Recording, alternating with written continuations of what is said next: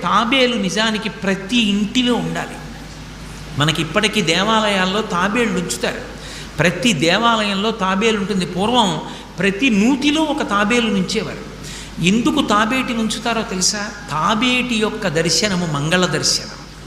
తాబేటి వంక చూస్తే మంగళం. అందుకే ఇంట్లో కనీసం తాబేలు బొమ్మ అట్టి ఉంచుకుంటారు. ఉంచుకుని ఒకసారి ప్రయత్నపూర్వకంగా దాని వంక చూస్తారు. ఎందుకు తాబేలు ఇంట్లో ఉంచుకోవాలి అంటే దాంట్లో ఒక రహస్యం ఉంది. దీక్ష అని ఒక మాట.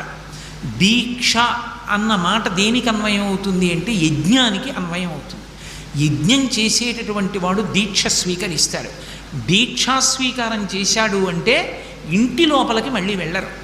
ఇక పూర్తయిన తర్వాతే ఇంట్లో కడతారు. ఇల్లు విడిచిపెట్టి బయటికి వచ్చేసి దీక్షావస్త్రాలు కట్టుకొని మేళతాళాలతో యాగశాల ప్రవేశం చేస్తారు.